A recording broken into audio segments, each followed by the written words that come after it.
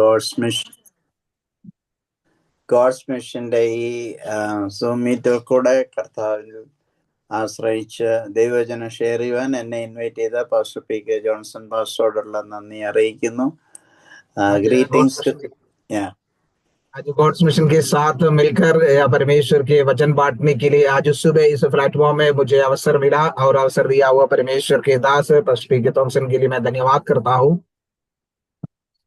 ഞാൻ വീഡിയോ ഓണാക്കി എല്ലാവരെയും കണ്ടില്ല, അതുകൊണ്ട് ആരൊക്കെ ഇതിൽ ഉണ്ടെന്ന് എനിക്കറിയില്ല. എനിവേ ഇപ്പം പ്രാർത്ഥിച്ച ജോബൻസൺ പാസ്റ്ററുമായിട്ടും കഴിഞ്ഞ 2 മാസത്തിന് മുമ്പ് ഞങ്ങൾക്ക് കാണുവാൻ സാധിച്ചു.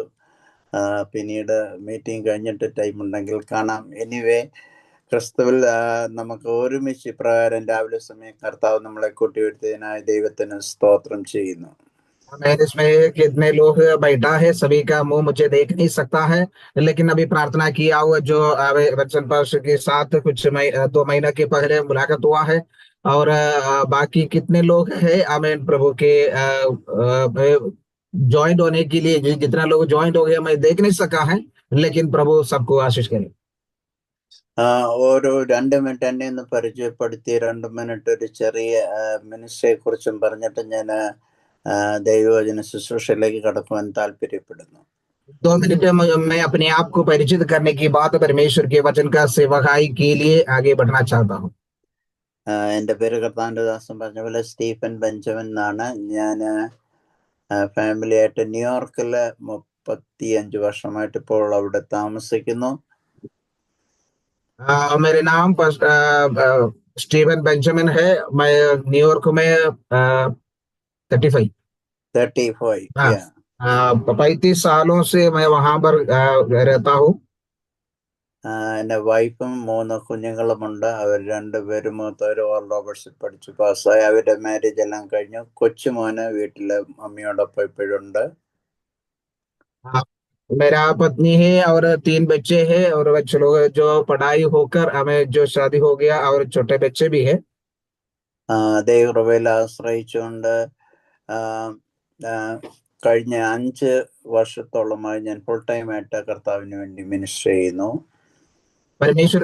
परमेश्वर पर भरोसा रखते हुए गया 5 सालों से मैं परमेश्वर का सेवकाई में पूरी समय में करता हूँ.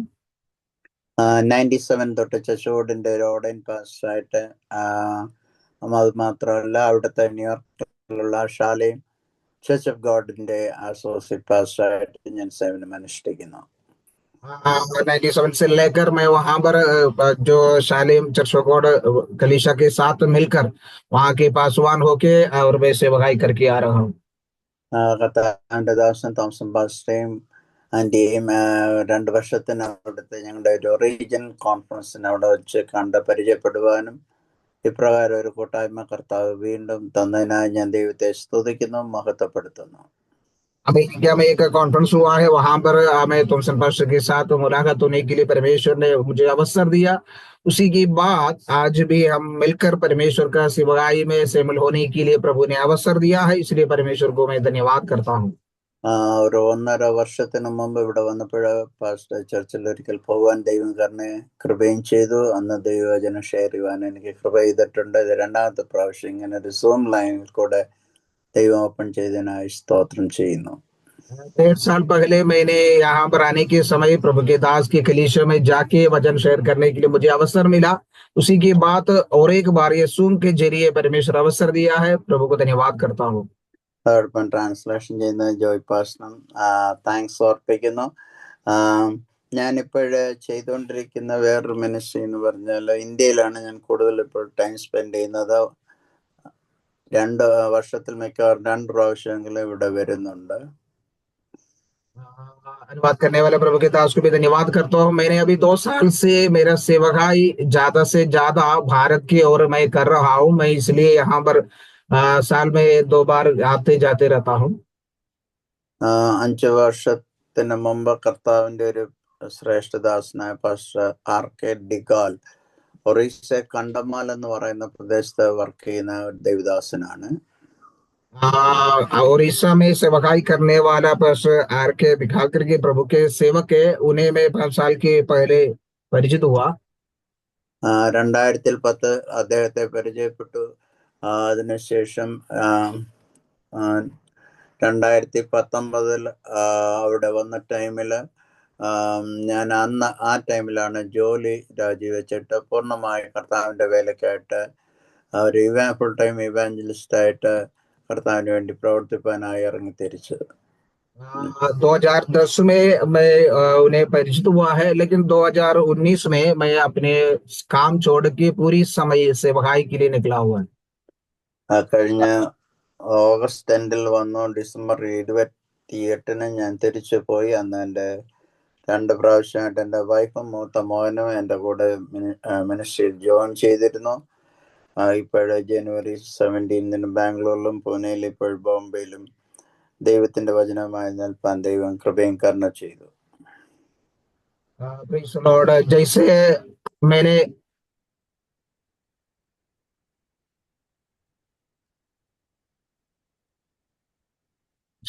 अगस्त महीना में मैं भारत में आया था. आने की बात दिसंबर में 28 तारीख में वापस गया. पत्नी और बच्चों के साथ में सेवकाई में थे. और 1 जनवरी में आया है और बेंगलुरु में और पुणे में सब सेवकाई के लिए परमेश्वर ने भेजा है. തുടർന്ന് ഏകദേശം 2 മാസത്തോളം ഇവിടെ ഇന്ത്യയിൽ ആയിരിക്കാൻ ഞാൻ ആഗ്രഹിക്കുന്നു. നിങ്ങളുടെ പ്രാർത്ഥന അപേക്ഷിക്കുന്നു. രാവിലെ സമയം നമുക്ക് ദൈവവചനത്തിലേക്ക് കടക്കാം. ദൈവം നമ്മളോട് കൂടെ ഇരിക്കട്ടെ. और 2 मंथ भारत में रहकर सेवकाई करने के लिए मैं चाहता हूँ. आप लोगों का प्रार्थना मुझे चाहिए. आगे परमेश्वर के वचन के और अपना ध्यान लगाएंगे. ഒറീസയിലെ MMC ജി ഉദയഗിരി കണ്ടമാൽ ഡിസ്ട്രിക്റ്റിൽ ഏറ്റവും കൂടുതൽ ഉപദ്രവം നടന്ന പെർസിക്യൂഷൻ നടന്ന ആ ഡിസ്ട്രിക്റ്റില് MMC ഹോസ്പിറ്റലിന്റെ ഇന്റർനാഷണൽ അംബാസഡറായിട്ട് ഞാൻ ദിവസം പ്രവർത്തിച്ചുകൊണ്ടിരിക്കുന്നു. उड़ीसा में जो ज्यादा सताव हुआ है उस जिला में कमल में जो MMC करके एक संस्था के साथ वहां पर मिलकर मैं सेवकाई में आगे बढ़ रहा हूँ. 2007-2008 നടന്ന വലിയ പെർസിക്യൂഷനില് അന്ന് അറ്റാക്ക് ചെയ്യ ഒരൊറ്റ പ്രസ്ഥാനം അത് മാത്രമേ ഉള്ളൂ. ബാക്കി അറൗണ്ട് 500-ഓളം ചർച്ചസും ഗ്രാമങ്ങളും അവർ ആക്രമിച്ച് എങ്കിൽ തന്നെയും ദൈവത്തിന്റെ കരുണയിൽ കൃപയിൽ ആശ്രയിച്ച് ബാപ്റ്റിസ്റ്റ് മിഷണറിമാര് സ്റ്റാർട്ട് ചെയ്ത ഒരു പ്രസ്ഥാനം ആയിരുന്നു MMC हॉस्पिटल. MMC हॉस्पिटल करके एक संस्था है. वो संस्था में सेवकाई में जैसा प्रभु के सेवक लोग वहां के मिशनर लोग मिलकर जो शुरू किया हुआ है. और 2007-2008 में जितने वहां सता हुआ है, बहुत सारे लोगों को सता हुआ है. बहुत सारे लोग वहां से चले गए, लेकिन ये अपने संस्था के परमेश्वर ने संभाल के रखा है. 2002 തൊട്ട് പ്രവർത്തനം ആരംഭിച്ച അവിടെ around 20 batches nursing students already graduate ചെയ്ത് അവര് പ്രൈവറ്റും പബ്ലിക് സെക്ടറിലും വർക്ക് ചെയ്യുന്നു. 2002 में वहां पर जो शुरू किया हुआ है उसमें से कम 20 बैचेस नर्सिंग का वहां पर कंप्लीट करके कई जगह में सेवकाई कर रहा है, काम कर रहा है. അന്നത്തെ ആ പെർസിക്യൂഷനിൽ 2007-2008 നടന്ന പെർസിക്യൂഷനിൽ ഏകദേശം 40ഓളം പാസ്റ്റേഴ്സും ബിഷപ്പുമാരെയും 200ഓളം പേരെയും കർത്താവിന് വേണ്ടി രക്തസാക്ഷികളായി മരിച്ച മണ്ണാണ് കണ്ടമാൽ ഡിസ്ട്രിക്ട് എന്ന് പറയുന്ന ഈ tribal. It is a totally tribal district. Kandhamal में जो आदिवासी लोगों के बीच में सेवकाई करता है. वहां पर जैसे सताव होने के समय 2007-8 में सताव होने के समय हमें 40 पास्टर लोग और 2000 तक जो बहुत सारे वहां के लोग हैं, विश्वासी लोग हैं, उन लोग प्रभु के लिए अपने प्राण देना पड़ा है. ഇന്ന് പാൽക്കാലം ഇന്ന് രാവിലെ സമയം നമുക്ക് ഈ പ്രാർത്ഥനയോടെ ഈ ചെറിയൊരു വിഷയം ദിവസം ഷെയർ ചെയ്യാൻ ഞാൻ താല്പര്യപ്പെടുന്നു. आज हम प्रार्थना के साथ बैठने के समय एक छोटा से एक विषय आप लोगों के बीच में रखना चाहता हूँ. രാവിലെ കാണുന്ന ഈ ക്രൗഡ് പലയിടങ്ങളായതുകൊണ്ട് നിങ്ങൾക്ക് അതിനോട് ടച്ച് ചെയ്തൊരു വിഷയം തന്നെ പിന്നീട് ഞാൻ മെസ്സേജ് കൊടുക്കുന്നുണ്ട്. അതുകൊണ്ട് രാവിലെ സമയം എന്തുകൊണ്ട് ദൈവം നമ്മുടെ ചില പ്രാർത്ഥനകൾ ദൈവം കേൾക്കുന്നില്ല എന്നുള്ള വിഷയത്തെ ബേസ് ചെയ്ത് സംസാരിക്കാൻ താല്പര്യപ്പെടുന്നു. क्यों हमारा कुछ प्रार्थना जो परमेश्वर नहीं सुनता है, उसी विषयों के बारे में आज मैं बातें करना चाहता हूँ, क्योंकि हम अलग अलग देश में अलग अलग जगह में रहने वाले लोग हैं। हमारे लिए अनुग्रह के कारण होगा। ഇത് കഴിഞ്ഞുള്ള സെഷനിൽ, രാവിലെ പാസ്റ്ററോടൊപ്പമുള്ള സെഷനിൽ നമ്മുടെ പ്രാർത്ഥന ദൈവത്തോട് എപ്രകാരമായിരിക്കണം എന്നുള്ളതിനെ കുറിച്ച് സംസാരിക്കുന്നുണ്ട്. ഇപ്പോഴ് ഒരു മെയിനായിട്ട് ഒരു 2 പോയിന്റ്. നമ്മുടെ പ്രാർത്ഥന ദൈവസന്നിധിയിൽ പലതിനും ദൈവം മറുപടി തരുന്നില്ല. അതിൻ്റെ ഒരു കാരണങ്ങൾ 2 എണ്ണമെങ്കിലും ദൈവജനത്തിൽ നിന്ന് ഷെയർ ചെയ്യാൻ താല്പര്യപ്പെടുന്നു. हमारा कई सारे प्रार्थनाएं हैं और कई प्रार्थना की जवाब परमेश्वर क्यों नहीं देता है, उन्हीं के बारे में दो बातें बताना चाहता हूँ। സ്വർഗം വരെ തുറക്കുവാൻ ശക്തിയുള്ള ഒരു വലിയ ആയുധമാണ് പ്രാർത്ഥന എന്ന് നമുക്ക് എല്ലാവർക്കും അറിയാം. स्वर्ग भी खोलने के लिए एक सबसे बड़ा एक हथियार है, प्रार्थना है करके हम जानते हैं। പക്ഷെ കീ നമ്മുടെ കയ്യിൽ ഉണ്ടായിട്ട് കാര്യമില്ല. ആ സ്വർഗത്തിന്റെ ഡോർസ് നമുക്ക് വേണ്ടി ഓപ്പൺ ചെയ്യപ്പെടണമെങ്കിൽ നമ്മുടെ ജീവിതത്തിൽ നമ്മൾ എപ്രകാരമായിരിക്കണം നമ്മുടെ പ്രാർത്ഥന, അതിനെക്കുറിച്ച് നമുക്ക് ഡിസ്കസ് ചെയ്യാം. वो कुंजियां हमारे हाथ में रहने से भी अगर वो दरवाजा हमारे लिए नहीं खोलता है तो उसी के कारण क्या है करके 1-2 बातें हम देखेंगे। നിങ്ങൾ എന്നെ മറന്നുപോയാലും പ്രശ്നമില്ല. ഈ കണ്ടമാലിലുള്ള ദൈവജനങ്ങളെ ഓർത്ത് നിങ്ങൾ പ്രാർത്ഥിക്കണമെന്ന് അപേക്ഷിക്കുന്നു. കഴിഞ്ഞ ഓഗസ്റ്റ് മാസം 23-ാം തീയതി ഈ കണ്ടമാലിലുള്ള ജനങ്ങളെ ആക്രമിക്കാൻ അവർ വീണ്ടും പദ്ധതി ഇട്ടിരുന്നു. आप लोग अगर मुझे भूल जाएगा तो भी कुछ चिंता नहीं है, लेकिन आप कंडमाल के उस सेवक भाइयों को याद करके आप लोग प्रार्थना करना है, क्योंकि गया अगस्त 23 को वहां के लोगों को वापस सताने के लिए कोई शत्रु प्लान किया था। അന്ന് ഇപ്പോഴത്തെ അവിടെ ഭരിക്കുന്ന മുഖ്യമന്ത്രി BJP മുഖ്യമന്ത്രിയാണല്ലോ. അദ്ദേഹത്തിന്റെ നേതൃത്വത്തില് 4 ലക്ഷം പേരെ കൂട്ടി അവരൊരു സ്വാമി മരിച്ച ഒരു ഹിന്ദു സ്വാമിയെ കൊന്നതിന്റെ പുറത്താണല്ലോ അവിടെ ആദ്യം കലാപം പൊട്ടിപ്പുറപ്പെട്ടത്. അദ്ദേഹത്തിന്റെ ജന്മവാർഷികത്തോടനുബന്ധിച്ച് അവിടെ 4 ലക്ഷം പേരെ കൂട്ടി ക്രിസ്ത്യൻസിനെ പിന്നെ അവർ അറ്റാക്ക് ചെയ്യാനായിട്ട് പദ്ധതി ഇട്ടു. वहां पर जो अभी मुख्यमंत्री होकर रहते हुए जो व्यक्ति है, उनके द्वारा वहां पर एक साधु या एक पुजारी मर गया है, उसके नाम लेकर 4 लाख लोगों को लेकर मसीह लोगों को वापस सताने के लिए उन्होंने योजना बनाया है। അദ്ദേഹം ഇമ്മറലായി ജീവിച്ചപ്പോൾ അദ്ദേഹത്തെ 2 സെക്യൂരിറ്റി ഉദ്യോഗസ്ഥരെയും ആശ്രമത്തിൽ നടന്ന് വെടിവെച്ച് അതിന്റെ കാരണമായിരുന്നു അന്ന് ആ പെർസിക്യൂഷന്റെ പ്രധാനപ്പെട്ട കാരണം. वहां पर जो सताव होने के मेन कारण ये था कि उन लोग जो वहां पर जो किया हुआ काम के द्वारा उन्हें गोली चलाया, उसी के द्वारा ये सताव शुरू हो गया है। അപ്രകാരം അവര് അങ്ങനെ പദ്ധതി ഇട്ടുവെങ്കിലും ലോകമെങ്ങുള്ള അനേക ദൈവമക്കളെ ഞങ്ങള് അവിടെ ഒറീസയിലുള്ള ദേവദാസന്മാരും അറിയിച്ചു. അങ്ങനെ ആ പദ്ധതി ദൈവം പൊളിച്ചു കളഞ്ഞു. ദൈവമക്കളുടെ പ്രാർത്ഥന ദൈവം കേട്ടു. അവരെ വലിയ ആപത്തിൽ നിന്നും വിപത്തിൽ നിന്നും പിന്നെയും ദൈവം വിടുവിച്ചു. वैसे उन लोगों को सताने के लिए उन्होंने योजना बनाया था, लेकिन परमेश्वर के बच्चे लोग, परमेश्वर के दास लोगों का जो प्रार्थना के द्वारा परमेश्वर उस बड़ा विपत्तियों से लोगों को बचा लिया है। കേവലം 2000 പേര് മാത്രം അവർ വന്ന് കൂടി ചെറിയൊരു യോഗമായി കൂടി വെച്ച് പൊക്കളഞ്ഞു. ദൈവത്തിന് എല്ലാ മഹത്വവും കൊടുക്കുന്ന, പ്രാർത്ഥന കേൾക്കുന്ന ദൈവത്തെ സേവിപ്പാൻ ദൈവം നമുക്ക് കൃപ ചെയ്തതിനായി സ്തോത്രം ചെയ്യുന്നു. നിങ്ങളുടെ ഡെയിലി പ്രേയേഴ്സിൽ 1 മിനിറ്റെങ്കിലും ഈ കണ്ടമാലിനെ ഓർത്ത് നോർത്ത് ഇന്ത്യയിലെ കഷ്ടത്തിലും ദുഃഖത്തിലും രോഗങ്ങളിലും ജയിലറകളിലുമായിരിക്കുന്ന ദൈവമക്കളെയും ദേവദാസന്മാരെയും ഓർക്കണമെന്ന് കർത്താവിന്റെ നാമത്തിൽ ഓർപ്പിക്കുന്നു. ഒരു ഇന്ത്യൻ ക്രൗഡിനോടാണ് ഞാൻ സംസാരിക്കുന്നത്. അതുകൊണ്ട് നമ്മുടെ സഹോദരങ്ങളെ ഒരിക്കലും നാം മറന്നുപോകാതെ അവർക്ക് വേണ്ടി പ്രാർത്ഥിക്കണമെന്ന റിക്വസ്റ്റ് മുന്നോട്ട് വെച്ചുകൊണ്ട് ദൈവജനത്തിലേക്ക് കയറുന്നു. उस समय वहां पर जो लोग आयोजित किया था, लेकिन सिर्फ 2000 लोग इकट्ठा होकर वहां पर जो छोटा से एक सभा चला के वहां चले गया है। इसी कारण मैं आप लोगों को ये विनती करता हूँ कि हम भारत निवासी वाला है, हम हमारे भाई लोगों के लिए आप ये कंडमल का जो सेवकाई के लिए कम से कम आप लोगों का प्रार्थना में दिन में 1 मिनट उसको याद करके, उनका सेवकाई को याद करके प्रार्थना करना है, क्योंकि परमेश्वर उस देश को आशीष करने के लिए उस सताव में रहते हुए लोगों को याद करके प्रार्थना करने के लिए विनती करते हुए मैं अपने सेवकाई की ओर आगे बढ़ रहा हूँ.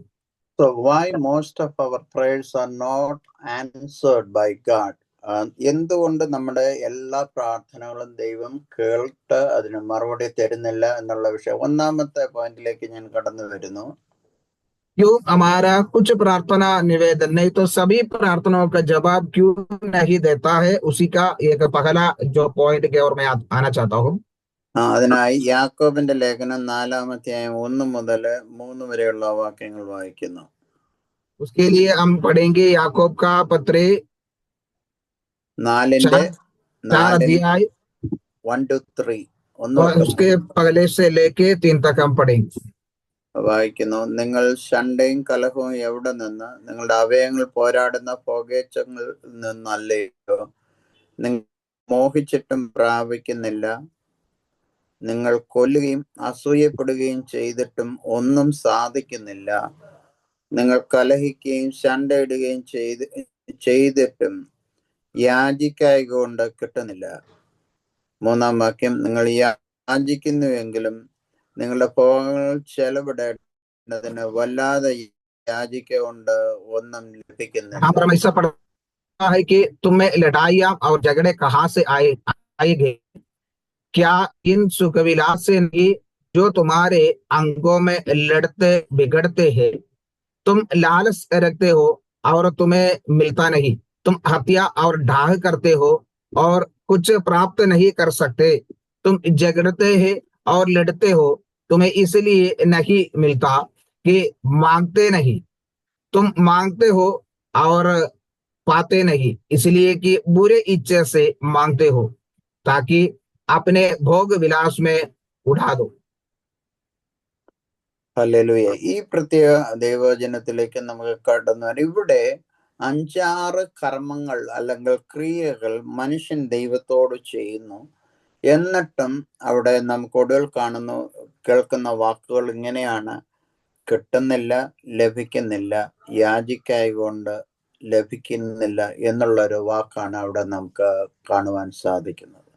इस प्रत्येक वचन में हम यही देखते हैं कि उधर कई सारे विषयों के बारे में कहता है, कई सारे बातों के बारे में लिखता है, तो भी कहते हैं कि हमको मिलता नहीं, हम पाते नहीं, हम मांगते नहीं.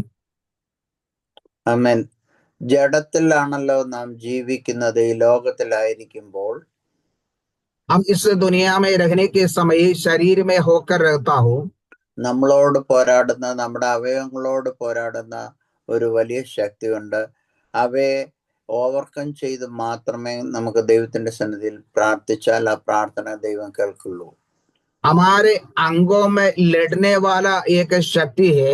उस शक्ति को हम विजय प्राप्त करके उसको पार करके उस पार जाएगा तो हमारा प्रार्थना परमेश्वर सुन सकता है. അതിന് ദൈവവും ദൈവത്തിന്റെ ശക്തിയും പരിശുദ്ധാത്മാവിന്റെ ശക്തിയും നമുക്ക് വളരെ അത്യന്താപേക്ഷിതമാണ്.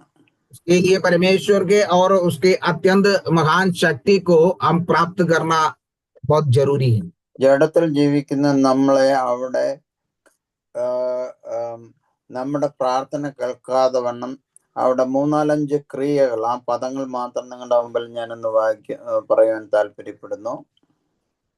हमारा जो प्रार्थना नहीं सुनने के लिए हमारे अंगों में जो काम करने वाला कुछ क्रिया है, कुछ बात है, उसी शब्द को मैं पढ़ के बताना चाहता हूँ.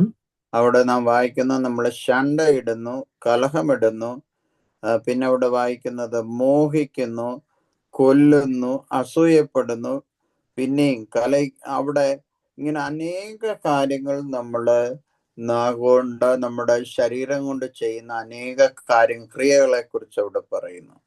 यहाँ पर ऐसा कहता है कि तुम लड़ाइयां करते हैं, झगड़ा करते हैं और जो लालच करते हैं और जो मार डालता है, वैसा कुछ बातों के बारे में, कुछ शब्द के बारे में लिखा है.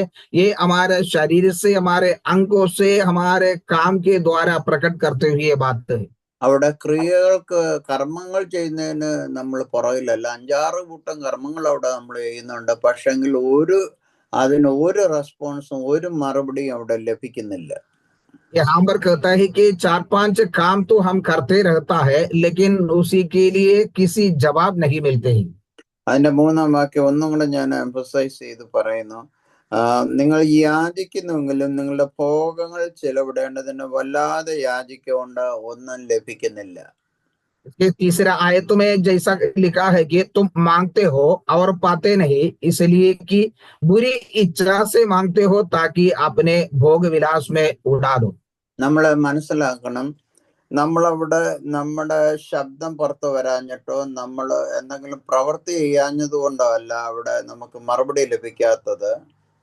ये बातों को हम समझना जरूरी है कि हमारा आवाज बाहर नहीं आता है, नहीं तो हम कुछ काम यहाँ पर नहीं करता है, इसी कारण हमारा प्रार्थना का जवाब नहीं मिलते हैं।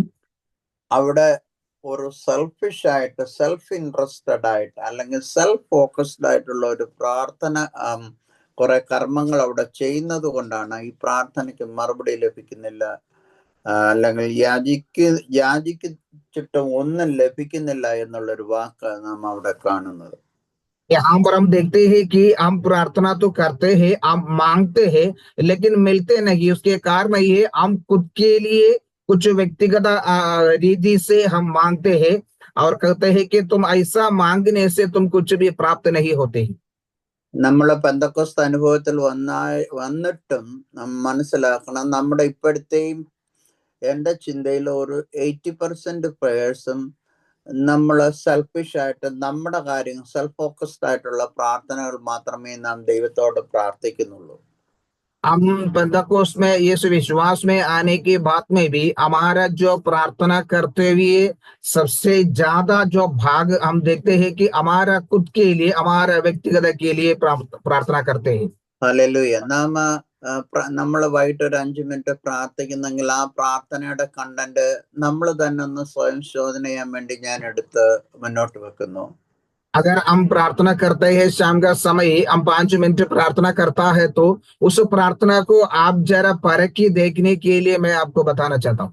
കർത്താവെ, എൻ്റെ പപ്പായും മമ്മിയെ അനുഗ്രഹിക്കണമേ, എൻ്റെ സഹോദര കുടുംബങ്ങളെ അനുഗ്രഹിക്കണമേ, എൻ്റെ ജ്യേഷ്ഠൻ ചേട്ടത്തി, അല്ലെ മാവൻ മാവി, അമ്മാവൻ അമ്മാവി, എൻ്റെ കുഞ്ഞുങ്ങളെ അനുഗ്രഹിക്കണമേ, എൻ്റെ കുഞ്ഞുങ്ങളുടെ വിദ്യാഭ്യാസം നന്നായിരിക്കണമേ, അവർക്ക് വേണ്ടുന്ന സ്കോളർഷിപ്പും പൈസയും കോളേജ് വിടാനുള്ള കാര്യങ്ങൾ, എൻ്റെ ആ സെൽഫ് ഫോക്കസ്ഡ് ആയിട്ട് മാത്രം നമ്മുടെ പ്രാർത്ഥന ഉണ്ടെങ്കിൽ, അത് ബോംബെ എന്നല്ല, എരുസലേമിൽ ചെന്ന് പ്രാർത്ഥിച്ചാലും അമേരിക്കയിൽ ചെന്ന് പ്രാർത്ഥിച്ചാലും ലോകത്തിന്റെ ഏത് കോണിലിരുന്നും സെൽഫ് ഫോക്കസ്ഡ് ആയിട്ടുള്ള, അല്ലെങ്കിൽ സെൽഫ് ഇൻട്രസ്റ്റഡ് ആയിട്ട് മാത്രമുള്ള പ്രാർത്ഥനയാണെങ്കിൽ അത് മുകളിലോട്ട് സ്വർഗത്തിലേക്ക് പോകത്ത് പോലുമില്ലെന്ന് ഞാൻ 100% ഈ ദൈവവചനത്തിന്റെ ബേസിൽ ഞാൻ സംസാരിക്കും. हमें जैसे हमारा प्रार्थना व्यक्तिगत जो प्रार्थना हम करते हैं, प्रार्थना करने के समय मेरा माँ बाप, मेरे बाल बच्चे हैं, मेरे मामा मामी, मेरे परिवार के लोग मेरा मेरा मेरा करके हम बोल के प्रार्थना करते रहने से, हम जो व्यक्तिगत रीति से प्रार्थना करता हमारे लिए या मेरे लिए करके हम जो प्रार्थना करते हैं, इसी कारण ये वचन के आधार में आपको ये बताना चाहता हूं कि हम जितना भी प्रार्थना करें वो प्रार्थना स्वर्ग के और नहीं जाएंगे करके ये वचन के आधार में बताना चाहता हूं। ഞാൻ കഴിഞ്ഞ ഓഗസ്റ്റ് 31 മുതൽ കർത്താവിന്റെ വേലയിൽ കേരളത്തിൽ, ഇന്ത്യയിലെ പല സ്റ്റേറ്റുകളിലായിട്ട് ഞാൻ ട്രാവൽ ചെയ്യുന്നു. ഒരു 10-14ഓളം സ്റ്റേറ്റുകൾ ആൾറെഡി ഞാൻ ട്രാവൽ ചെയ്തു. എനിക്ക് ഏറ്റവും കൂടുതൽ എന്നെ ചിന്തിപ്പിച്ച ഒരു പ്രാർത്ഥന കഴിഞ്ഞ നവംബർ മാസം ഫസ്റ്റ് വീക്കിൽ ഞാൻ പൂനായിൽ ഒരു 9 വയസ്സുള്ള ഒരു കുട്ടിയുടെ പ്രാർത്ഥനയാണ്. അത് നിങ്ങൾക്ക് അനുഗ്രഹത്തിന് വേണ്ടി ആ പ്രാർത്ഥന കണ്ടൻസ് മാത്രം ഒന്ന് ഷെയർ ചെയ്യാൻ ഞാൻ താല്പര്യപ്പെടുന്നു. मैंने गया अगस्त 31 तारीख से लेके ये इंडिया के, भारत के कई सारे स्टेट में कम से कम 14 स्टेट तक मैं विजिटिंग करके मैं सेवकाई करके आ रहा हूँ। इस सेवकाई में मुझे जो स्पर्श किया हुआ एक प्रार्थना है, नवंबर जो पहले हफ्ता में पूना में एक मीटिंग में जाने के समय वहां के एक 9 साल के एक बच्चा का एक प्रार्थना मुझे छुआ है। उसका जो प्रार्थना का विषय मैं आपको बताना चाहता हूँ। അവിടെ നവംബർ 4 അവിടെ വെച്ച് പൂനായില് പാസ്റ്റേഴ്സ് ഭാര്യമാരുടെ കുഞ്ഞുങ്ങളുടെ ഒരു മീറ്റിംഗ് നടന്നു. नवंबर 4 तारीख को यहाँ पर पास्टर लोगों का परिवार के साथ एक सभा हुआ है।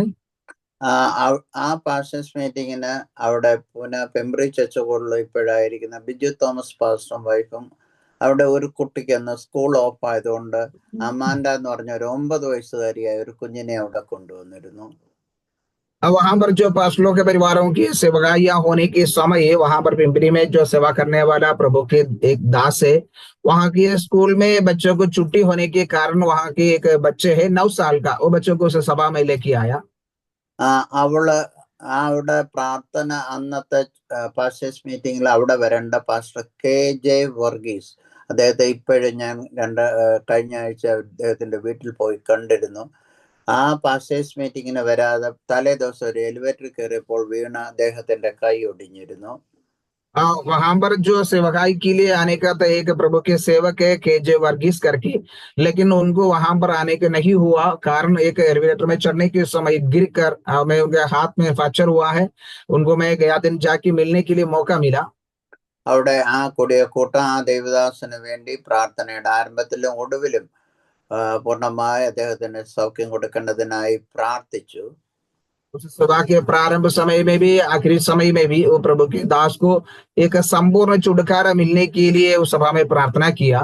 അത് കഴിഞ്ഞിട്ട് ഞാൻ ചില മീറ്റിങ്ങുകൾ അറ്റൻഡ് ചെയ്തതിന് ശേഷം ആ വീട്ടിൽ ഭവന പ്രാർത്ഥനയില് ഒരു ബുധനാഴ്ച ദിവസം രാത്രി അവരോടൊപ്പം പാർക്കുവാൻ ദൈവം കൃപ ചെയ്തു.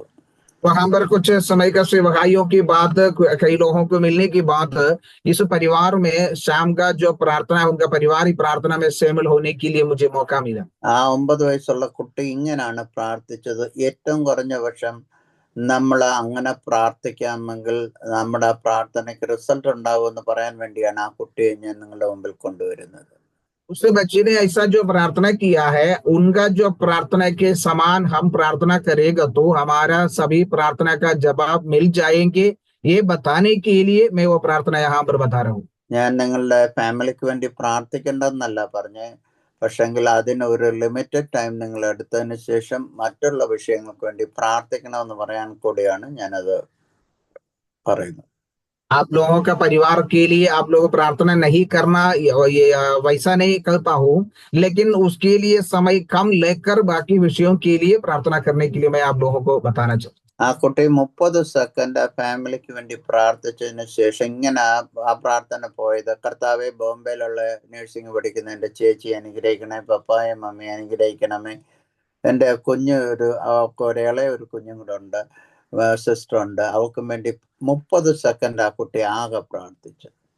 हमें उस बच्चे ने जैसा केवल 30 सेकंड अपने परिवार के लिए, मुंबई में जो नर्सिंग पढ़ते हैं मेरे बहन है, मेरा माँ बाप है और मेरे छोटी एक बहन है, हम सभी के लिए और उनके परिवार के लिए सिर्फ 30 सेकंड लेके वो प्रार्थना किया. പിന്നീട് പ്രാർത്ഥിച്ച ഏകദേശം ഒരു 4-5 മിനിറ്റ് ആ കുട്ടി ഇങ്ങനെ പ്രാർത്ഥിച്ചത്.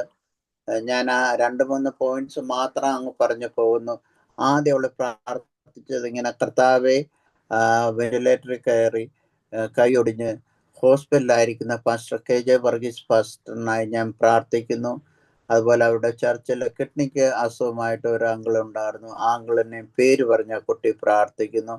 പിന്നീട് ആ കുട്ടി ഇങ്ങനെ പ്രാർത്ഥിച്ചത്: കർത്താവെ, UP-യില്, ജാർഖണ്ഡില്, നോർത്ത് ഇന്ത്യയിലൊക്കെ ജയിലിലായിരിക്കുന്ന ദൈവമക്കളെയും ദൈവദാസന്മാരെയും ഓർത്ത് അവരുടെ റിലീസിനായി ഞാൻ പ്രാർത്ഥിക്കുന്നുവെന്ന ഈ 9 വയസ്സുകാരിയെ കുട്ടി പ്രാർത്ഥിച്ച് ഏകദേശം ഒരു 5 മിനിറ്റോളം അവള് പ്രാർത്ഥിച്ചത്. ये 9 साल के बच्चे ने कम से कम 5 मिनट प्रार्थना किया. उसमें 30 मिनट 30 सेकंड अपने परिवार के लिए लेके बाकी पूरा समय उसने प्रार्थना किया. वो विषय है कि जो यहाँ पर आने वाला था, जो प्रभु के दास, वो गिरकर हाथ में फ्रैक्चर हुआ है, उनके लिए प्रार्थना करता हूँ. और उनका कलीसिया के लिए, उनका कलीसिया में एक किडनी फेलियर होके एक व्यक्ति है, उनका नाम लेकर उनके लिए प्रार्थना किया. और उसी के बाद उसने ऐसा प्रार्थना किया, UP, झारखंड, वैसे नॉर्थ इंडिया में जितने सारे प्रभु के सेवक लोग जो जेल खाना में पड़ा है, उन सभी को याद करके सभी को लेकर उसने प्रार्थना करना शुरू किया. നമ്മുടെ പ്രാർത്ഥനയുടെ വാചകങ്ങൾ നമ്മുടെ കുഞ്ഞുങ്ങളും നമ്മുടെ കുടുംബങ്ങളും കേട്ടുകൊണ്ടിരിക്കുകയാണ്. നമ്മുടെ പ്രാർത്ഥനയുടെ ഫോർമാറ്റ് തന്നെ ഇന്നു മുതലൊന്ന് മാറ്റിയെങ്കിൽ ഒരുപക്ഷെങ്കിൽ നമ്മുടെ കുഞ്ഞുങ്ങളും നമ്മുടെ ഫാമിലികളും അങ്ങനെ പ്രാർത്ഥിക്കും. ഏറ്റവും കുറഞ്ഞ പക്ഷേ എനിക്ക് നിങ്ങളോടുള്ള റിക്വസ്റ്റ് ഇത്രയേ ഉള്ളൂ. നമ്മുടെ ആ പഴയ ഫോർമാറ്റ് ഒന്ന് മാറ്റണം. ഫാമിലിക്ക് വേണ്ടി ഇച്ചിരി പ്രാർത്ഥിക്കുന്നതിന് കുഴപ്പമില്ല, പക്ഷേ ഭൂരിഭാഗവും നമ്മുടെ പ്രാർത്ഥനയിൽ ആമേൻ നമുക്ക് പുറത്തായിട്ട് ഒരു വലിയ കമ്മ്യൂണിറ്റി ഉണ്ടെന്ന് മനസ്സിലാക്കി അവർക്ക് വേണ്ടി പ്രാർത്ഥിക്കുവാനും, നമ്മുടെ എല്ലാ കാര്യങ്ങളും ദൈവം അറിയുന്നുണ്ട്, അത് തക്ക സമയത്ത് ദൈവം ചെയ്തു തരുന്നുണ്ട്. എന്നാൽ മറ്റുള്ളവരെ ഓർക്കുകയും അവരുടെ വിഷയങ്ങൾ കരുണ കാണിക്കുകയും അവർക്ക് വേണ്ടി പ്രാർത്ഥിക്കുവാനും ദൈവം കരുണയും കൃപയും ചെയ്യട്ടെ എന്ന് പ്രാർത്ഥിക്കുന്നു. आमीन। हमारा प्रार्थना का जो फॉर्मेट है, प्रार्थना का जो रीति है, अभी से कम थोड़ा बदलना जरूरी है, कि इसलिए कि हम हमारे लिए, अपने परिवार के लिए प्रार्थना करने का जो समय कम करके हमारे चारों ओर बड़ा एक समाज है, उन्हीं लोगों के लिए, उनका जरूरतों के लिए, उनका विषयों को लेकर हम प्रार्थना करने के लिए मैं आप लोगों का अनुरोध करता हूँ। ഒന്നാമത്തെ പോയിന്റ് ഞാൻ അവിടെ വെച്ച് ക്ലോസ് ചെയ്യുന്നു. ഒരിക്കലും നമ്മുടെ പ്രാർത്ഥന വ്യക്തിപരമായിട്ട് സെൽഫ് ഫോക്കസ്ഡ് ആയിട്ട് അല്ലെങ്കിൽ സെൽഫ് ഇൻട്രസ്റ്റ് ആയിട്ട് നമ്മൾക്ക് വേണ്ടി മാത്രം പ്രാർത്ഥിച്ചാൽ ആ പ്രാർത്ഥന ദൈവം കേൾക്കുന്നില്ല. രണ്ടാമത്തെ പോയിന്റിലേക്ക് ഞാൻ കടന്നു വരട്ടെ. जो पहले इसी पॉइंट में यहाँ खत्म करना चाहता हूँ कि वो पॉइंट ऐसा है कि हमारा जो प्रार्थना सिर्फ व्यक्तिगत रीति से मेरे लिए, हमारे लिए, मेरे लिए करके जो प्रार्थना है उसको बदल कर हम औरों के लिए प्रार्थना करने को ज्यादा समय लेना है। वैसा जो हम प्रार्थना करेंगे तो परमेश्वर वो प्रार्थना सुनेंगे। ये बोलकर मैं पहले पॉइंट से मैं पीछे आ रहा हूँ। എന്ന് പറഞ്ഞാൽ നമ്മുടെ ഭോഗങ്ങൾ ചെലവിടേണ്ടതിന്, നമ്മുടെ കാര്യം നടക്കേണ്ടതിന് വേണ്ടിയുള്ള പ്രാർത്ഥനകൾ ദൈവം അങ്ങനെ പറഞ്ഞു പ്രത്യേകം പ്രാർത്ഥിച്ച ദൈവം അങ്ങനെ കേൾക്കുന്നില്ല എന്നാണ് അവിടെ പ്രത്യേകം യാക്കോബ് അവിടെ സൂചിപ്പിക്കുന്നത്. क्योंकि याकूब यहाँ पर खास यही कहता है कि तुम अपने भोग विलास में उड़ाने के लिए जो प्रार्थना करते हैं, मांगते हो, वो छोड़कर हमारा प्रार्थना का रीतियों को बदलना है करके याकूब कहता है। രണ്ടാമത്തെ പോയിന്റിലേക്ക് വരുന്നു. അതിനൊരു ബേസ് ചെയ്തൊരു വാക്യം വായിക്കുന്നു. 66-ാം സങ്കീർത്തനം 18-ാം വാക്യം. दूसरा जो पॉइंट के लिए और मैं आना चाहता हूँ, भजन संगीता 68 66-ന്റെ 18 66 अध्याय उसके 18 आयत. അതെങ്ങനെയാണ് നാം വായിക്കുന്നത്? ഞാൻ എൻ്റെ ഹൃദയത്തിൽ അകൃത്യം കരുതിയിരുന്നെങ്കിൽ കർത്താവ് കേൾക്കയില്ലായിരുന്നു. यदि मैं मन में अनर्थ बात सोचता तो प्रभु मेरी ना सुनता. എന്നാൽ ദൈവം കേട്ടിരിക്കുന്നു, എൻ്റെ പ്രാർത്ഥന ശബ്ദം ശ്രദ്ധിച്ചിരിക്കുന്നു. ഹല്ലേലൂയ. അവിടെ അങ്ങനെയാണ് നാം വായിക്കുന്നത്. നമ്മുടെ ഹൃദയം ക്ലിയർ ആയിരിക്കണം, മനസ്സും. കർത്താരദാസൻ ഹിന്ദിയിൽ വായിച്ചല്ലോ, നമ്മുടെ മനസ്സ് ക്ലിയർ ആയിരുന്നാൽ മാത്രമേ ദൈവം പ്രാർത്ഥന കേൾക്കത്തുള്ളൂ. परंतु परमेश्वर ने तो सुना है, उसने मेरी प्रार्थना की और ध्यान दिया है। इसके मतलब यह है कि हमारा जो प्रार्थना, हमारा मन में कुछ बुरी बातों को रखे नहीं, हमारा मन एकदम साफ होना चाहिए। मन के शुद्धिकरण के बाद हमारा प्रार्थना परमेश्वर सुनेंगे. അത് ഏത് സമയത്തും നമ്മുടെ മനസ്സും ഹൃദയം ക്ലിയർ ആയിരിക്കണം, അല്ലെങ്കിൽ ആ പ്രാർത്ഥന ദൈവം കേൾക്കത്തില്ല. हर समय हमारा मन और हृदय शुद्ध होना चाहिए, नहीं तो वो प्रार्थना परमेश्वर नहीं सुनेंगे. അത് ആരാധനയ്ക്ക് വരുന്ന ആരാധനയ്ക്കായി നാം പോകുന്ന ചർച്ചുകളിലാണെങ്കിലും, ഒരു ഫാമിലി വിസിറ്റ് ചെയ്യാൻ ഹോസ്പിറ്റലിൽ പോയാലും, വീടുകളിൽ പോയാലും, എവിടെയാണെങ്കിലും, അത് ദൈവമക്കളാണെങ്കിലും ദൈവദാസന്മാരാണെങ്കിലും അവരുടെ ഹൃദയം ക്ലിയർ ആയിരിക്കണം. हम अगर आराधनालय में आने के समय हो, हॉस्पिटल में विजिटिंग करने के लिए जाते हुए समय हो, और कौन सा भी जगह में हम जाने दो, लेकिन वहां पर हम प्रार्थना के लिए जाएंगे तो हमारा मन एकदम साफ होना चाहिए. वो मन साफ हो जाएगा तो हमारा प्रार्थना परमेश्वर सुनेंगे. മത്തായി എഴുതിയ സുവിശേഷം 5-ാം അധ്യായം 23-ാം വാക്യത്തിൽ നമ്മുടെ കർത്താവ് അതിനെക്കുറിച്ച് ആരാധനയ്ക്കായി നാം ദൈവസന്നിധിയിൽ വഴിപാട് അർപ്പിക്കാൻ വരുമ്പോൾ എങ്ങനെ ആയിരിക്കണമെന്ന് അവിടെ ദൈവസന്നിധിയിൽ പ്രത്യേക കർത്താവും പറയുന്നുണ്ട്. मत्ती का सुसमाचार जो 5वां अध्याय में भी हम जैसे परमेश्वर के चरणों में बलि चढ़ाने के लिए आएंगे, या 23वां आयत में हम देखते हैं कैसा हम प्रार्थना के लिए आता है, वहां पर कैसा होना चाहिए करके लिखा है। എക്സ്പ്ലെയിൻ ചെയ്യാൻ ടൈം എടുക്കുന്നില്ല, പക്ഷെ വാക്യം മാത്രം ഞാൻ വായിക്കുന്നു. ആകയാൽ നിന്റെ വഴിപാട് യാഗപീഠത്തിൽ കൊണ്ടുവരുമ്പോൾ സഹോദരന് നിന്റെ നേരെ വല്ലതും ഉണ്ടെന്ന് അവിടെ വെച്ച് ഓർമ്മ വന്നാൽ നിന്റെ വഴിപാട് അവിടെ യാഗപീഠത്തിന്റെ മുമ്പിൽ വെച്ചേച്ച് ഒന്നാമത് ചെന്ന് സഹോദരനോട് നിരന്നു കൊള്ളുക, പിന്നെ വന്ന് നിന്റെ വഴിപാട് കഴിക്കാം. इसलिए यदि तो अपने भेंट वेदी पर लाए और वहां तो स्मरण करे कि मेरे भाई को मन में मेरी और कुछ विरोध है, तो अपनी भेंट वही वेदी के सामने छोड़ दे। യേശുക്രിസ്തുവിന്റെ അർത്ഥ സഹോദരനായിരുന്ന യാക്കോബ് തന്റെ ലേഖനത്തിൽ 5-ാം അധ്യായം 13 തൊട്ട് 16 വരെയുള്ള വാക്യങ്ങളിൽ ഞാൻ ഒന്ന് രണ്ട് ഭാഗം മാത്രം ഒന്ന് വായിച്ചു കേൾപ്പിക്കുന്നു. ആമേൻ. നിങ്ങൾ ദീനമായി 5:14 തൊട്ട് നിങ്ങൾ ദീനമായി കിടക്കുന്നവൻ സഭയിലെ മൂപ്പന്മാരെ വരുത്തട്ടെ, അവർ കർത്താവിന്റെ നാമത്തിൽ അവനെ എണ്ണ പൂശി അവന് വേണ്ടി പ്രാർത്ഥിക്കട്ടെ. എന്നാൽ വായിച്ചു.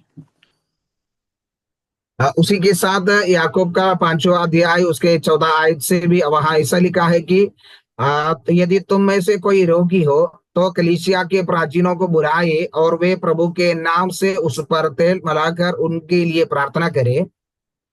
അവിടെ നിങ്ങൾ തീർച്ചയായിട്ടും എൽഡേഴ്സ് മൂപ്പന്മാരെ വരുത്താൻ പ്രാർത്ഥിക്കാൻ ആവശ്യപ്പെടുന്നു. എന്നാൽ അവര് മൂപ്പന്മാര് കൂടി വരുമ്പോൾ അവിടെ ചെയ്യേണ്ട അത്യാവശ്യമായിട്ടുള്ള ഒരു കാര്യം കൂടെ അതിന്റെ 16-ാം വാക്യത്തിൽ പ്രത്യേകം പറയുന്നുണ്ട്. അവിടെ രോഗശാന്തി നടക്കണമെങ്കിൽ എന്ത് ചെയ്യണമെന്ന് അവിടെ പ്രത്യേകം പറയുന്നു.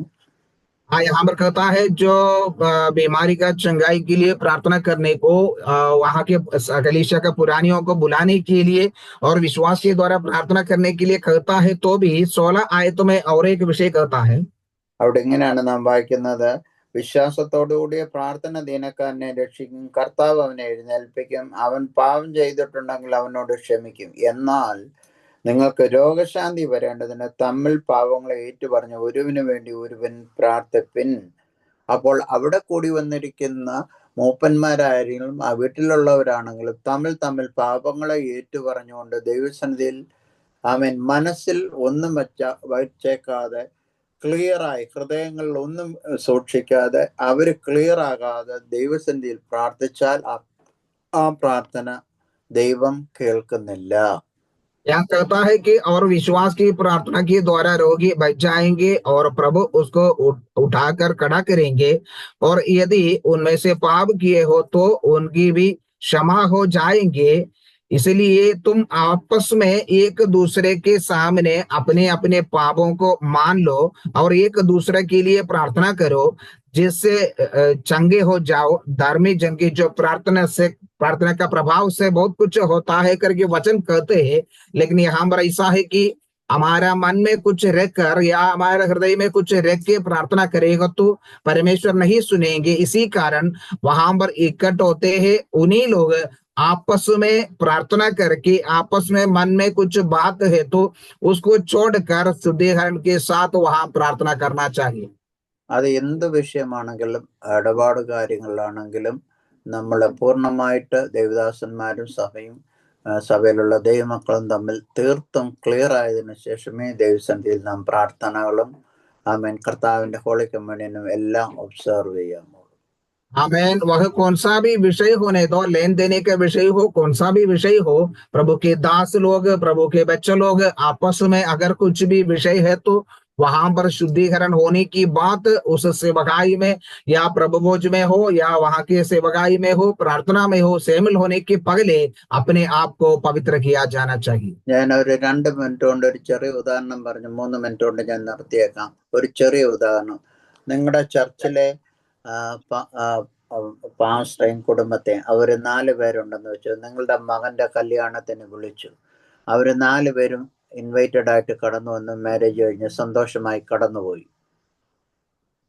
अब मैं 2-3 मिनट में एक उदाहरण के साथ ये बातें आपको बताना चाहता हूँ कि आप ये समझो कि आपके घर में कोई शादी हो रहा है, उस शादी में आपके पासवान को बुलाया, वो पासवान के परिवार में 4 लोग हैं, उसने आके इस सेवकाई में शामिल होकर खुशी के साथ चले गए हैं। എന്നാൽ ആ പാസ്റ്റർ മോന്റെ മാരേജ് വന്നപ്പോഴ് അന്ന് ചിലപ്പോൾ നിങ്ങൾ നടത്തിയ രീതിയിൽ വിശാലമായി നടത്താൻ ഒരു ഓഡിറ്റോറിയം ലഭിക്കാഞ്ഞതുകൊണ്ടോ, അല്ലെങ്കിൽ പാസ്റ്ററിന് കൂടുതൽ കോണ്ടാക്ട്സുകൾ ഉണ്ടായതുകൊണ്ടോ, ഒരു പക്ഷെങ്കിൽ നിങ്ങളുടെ വീട്ടിലുള്ള ഒരാൾ അച്ഛൻ കല്യാണത്തിന് വരണമെന്ന് പാസ്റ്റർ നിങ്ങളെ വിളിച്ചാൽ, अगर उस वैसा होने की बात जब पासवान के घर में कोई शादी हुआ है, उसे शादी में कई सारे लोगों को बुलाया गया है, वहां पे उनके साथ शायद बहुत सारे कॉन्टैक्ट्स रहने से, नहीं तो शादी का कुछ लोग कम करना चाहिए, इसी कारण आपके घर में आकर एक जन को शादी के लिए बुलाया है, तो ആ അച്ഛൻ്റെ വീട്ടിൽ വന്ന് വൈഫുമായിട്ട് അത് വിഷയം ഷെയർ ചെയ്യുമ്പോൾ വൈഫ് പറയുക, അച്ചായൻ നമ്മൾ 4 പേരെ, പാസ്റ്ററെ 4 പേരെ ഇല്ലയോ നമ്മുടെ കല്യാണത്തിന് വിളിച്ച്, അച്ഛനെ മാത്രം ഈ കല്യാണത്തിന് വിളിച്ചതുകൊണ്ട് ആമേൻ നമ്മൾ ആരും ഈ വീട്ടിൽ പോകുന്നില്ലെന്ന് പറഞ്ഞ് ഒരു നിസ്സഹരണം കാണിക്കുകയാണെങ്കിൽ, കാണിച്ചതിന് ശേഷം പിന്നീട് വന്ന് സഭായത്തിൽ അല്ലെങ്കിൽ പൊതുപ്രാർത്ഥനകൾ വന്ന് പ്രാർത്ഥിച്ചാലും, ഹോളി കമ്മ്യൂണിയൻ ഒബ്സർവ് ചെയ്താലും, 3 ദിവസം ഉപവസിച്ചിരുന്ന് പ്രാർത്ഥിച്ചാലും ആ പ്രാർത്ഥനയൊന്നും ദൈവം കേൾക്കത്തില്ല. എന്ത് വിഷയത്തിലാണ്, ഏത് വിഷയം, ഇതൊരു ചെറിയ ഇൻസിഡന്റ് ഞാൻ പറഞ്ഞ ഒരു വിഷയം ഉദാഹരണമായിട്ട് ഞാൻ പറഞ്ഞതേ ഉള്ളൂ.